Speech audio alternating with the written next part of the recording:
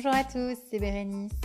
Aujourd'hui, je vous propose d'aller faire le point sur votre budget mensuel et surtout comment l'optimiser, comment le minimaliser. C'est parti. Alors, comment procéder en pratique ? Déjà, pour le support, il n'existe pas de technique miracle.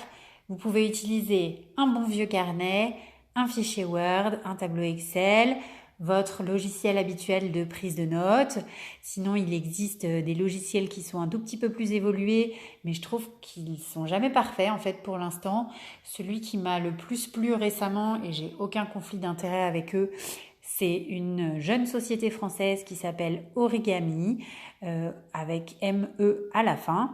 Je vous en reparlerai éventuellement plus en détail après, mais j'attends de voir les progrès qu'ils ont fait ces derniers temps. L'idée, c'est qu'ils fassent le point sur vos différents abonnements et qu'ils vous proposent éventuellement des tarifs plus avantageux chez leurs partenaires, le tout sans se faire de commission sur votre dos, juste en apport de clients, mais vous n'avez pas de surcoût.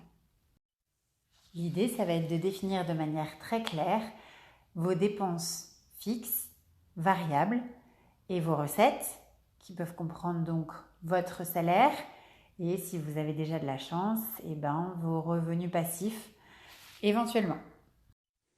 Dans les dépenses fixes, on peut par exemple inclure votre remboursement d'emprunt, vos emprunts, les assurances d'emprunt qui vont avec, l'assurance habitation, l'assurance auto, votre abonnement Netflix ou autre plateforme de streaming, votre consommation d'eau, d'électricité, de gaz. Si vous payez de manière annuelle, vous divisez tout simplement ce chiffre par 12 pour avoir un meilleur aperçu de vos dépenses fixes mensuelles.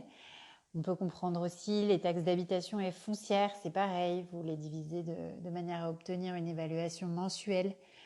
Vous pouvez aussi inclure là-dedans les impôts avec le prélèvement à la source ou non, votre box, votre parking, les frais de copropriété, que sais-je.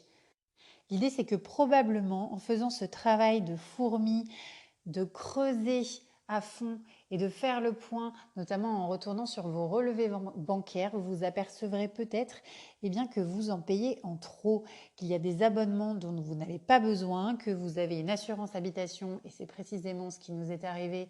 On s'est aperçu qu'on payait depuis 3 ans une assurance habitation en double et ça n'est pas quelque chose de rédhibitoire. On a contacté les différentes assurances et on a été remboursé de manière intégrale. Après moult lettres, je vous l'accorde. Et si on veut aborder maintenant les frais variables, vous pouvez inclure là-dedans les frais d'alimentation, les frais de sortie, divertissement, les frais pour vous vêtir, les frais, alors dans notre cas, l'essence et le péage sont inclus dans les frais variables puisque nous utilisons essentiellement le vélo. Donc ces deux frais-là sont liés aux frais de divertissement et de vacances. Et enfin, toute cette évaluation, vous faites une simple soustraction entre vos apports et vos dépenses fixes et variables et vous allez dégager, pouvoir identifier combien vous pouvez vous permettre en gros d'épargner par mois. L'idée n'est pas ici d'épargner à tout prix pour épargner, ça n'a pas de sens.